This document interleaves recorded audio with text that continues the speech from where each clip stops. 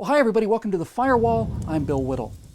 You know, if you listen to the mainstream media talk about it, we Tea Party conservatives just love us our guns on account of them making us feel like big men, because they're real loud and they make things far away blow up real good. To which I say, well, duh.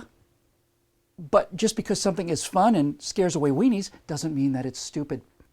The philosophical substrata for gun ownership is something most gun owners understand in their bones. They don't need to be told any of what I'm about to tell you, because this kind of wisdom is inherent for many people. That's why we call it common sense. Now, have you ever wondered why the people who really enjoy telling others what to do and how to live, those fun-loving intellectual elites, seem to be so in love with totalitarian states where people are unarmed and where survival is utterly dependent on the goodwill of some of the worst people in the world? Look at the examples of Hitler, Stalin, Pol Pot, Mao, and Saddam, and the horrors that they've inflicted on their own people. Then ask yourselves what, in an unarmed population, stands in the way of determined, heartless bastards like the SS, or the Cossacks, or the Revolutionary Guard, or bands of Hutu militia. You see, the framers, in their wisdom, put the Second Amendment into the Constitution to give teeth to the revolutionary, unheard of idea that the power rests with we the people. They didn't depend on goodwill or promises. They made sure that when push came to shove, we the people would be the ones doing the pushing and the shoving. Criminals and criminal regimes throughout all of human history have and will conspire to take by force what they cannot produce on their own, and these people must be stopped. The genius of the men who wrote the Second Amendment is that they realized that these people could be anybody, including people like those that wrote the Second Amendment. And that's why this power, like the other powers, is vested in the people. Nowhere else in the world is this the case. You cannot remove that linchpin of trust without collapsing the entire structure.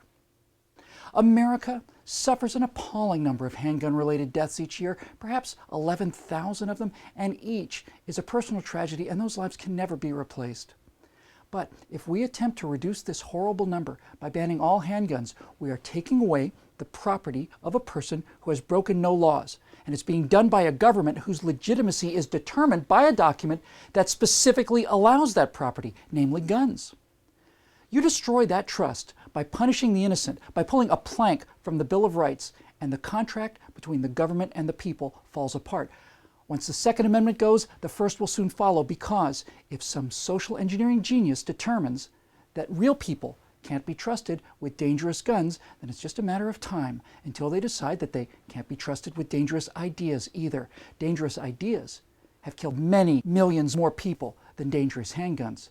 Just listen to the voices calling to you from the Gulag and the death camps and all of the blood-soaked killing fields throughout human history. You either trust the people or you don't. Now, here is my dry-eyed, cold-hearted, sad conclusion. I believe that the freedom, convenience, and economic viability provided by the automobile is worth the 40,000 lives we lose to automotive deaths every year, a number made more horrible by the fact that perhaps 40% of them are related to drunk driving and therefore preventable.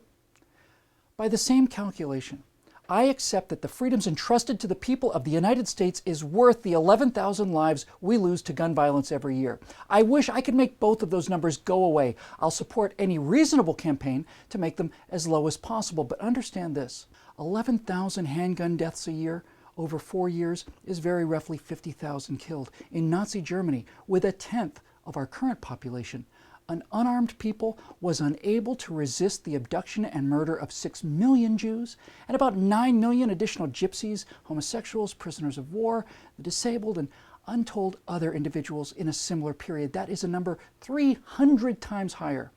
Now you throw in the midnight murders of the Soviets and the Chinese, the various and sundry African and South American genocides and purges and political intimidation and all the rest, and that number grows to many thousand times more killings in an unarmed population than you see in an armed one. There is a dead murder victim in an armed society. There is a ditch filled with 1,000 people in an unarmed one. Just assume for a moment that you could vaporize every gun on the planet. Would crime go away? Or would ruthless, physically strong gangs of young men be essentially able to roam free and predate at will?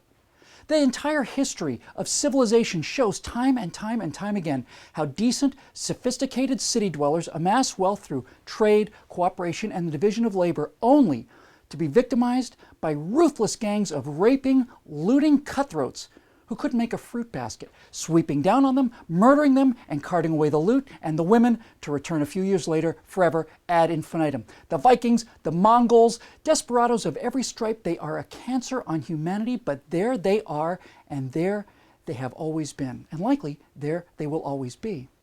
Here in America, back in our cowboy past, we had an expression: God created man, but Sam Colt made them equal.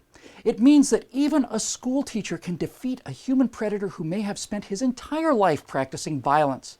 Guns level the playing field to the point that a woman can defend herself against a gang of thugs, or a single police officer can control a brawling mob. You know, it should be abundantly clear by now that the rate of handgun murders in the United States is not uniform. The murder rate of downtown Philadelphia is horrifying, but the murder rate in the suburbs of nearby Valley Forge, let's say, where there are probably more handguns and hunting rifles per square yard than any other spot on the planet, is virtually non-existent. Now, if guns are responsible for these murders, then middle-class suburbs like Valley Forge and Plano, Texas, let's say, should be running red with blood, but they're not. And not only do those people not murder each other with their abundant firearms, other crimes like burglary and assault are also virtually non-existent compared with cities with the most gun restrictions. Now, why is that? If guns cause crime and murder, why are the places with the most legally owned handguns such low crime areas? I can wait. But all of that is trivial compared to the real danger, which is the slow erosion of self-reliance, self-confidence, self-determination, and self-control among a nation. The more your government restricts your options, the more you psychologically look to government to keep you safe, fed, clothed, housed, and sustained. You know, there's a word for people who are kept safe, fed, clothed, housed, and sustained fully by others, and that word is slaves. Slaves are not allowed to own guns. Why? Well, because if they were, slavery wouldn't last very long, would it? From the Revolution until today, the choice for full freedom with all of its accompanying excesses and failures is a profoundly well-reasoned, moral, and ethical choice, and the result has been national and personal success unparalleled in the history of this world.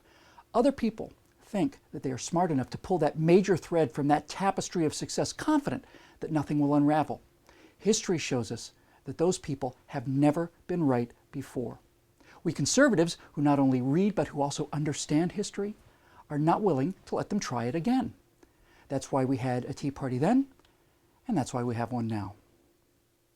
My friends, we need your help to keep these messages coming. Go to declarationentertainment.com and consider becoming a citizen producer.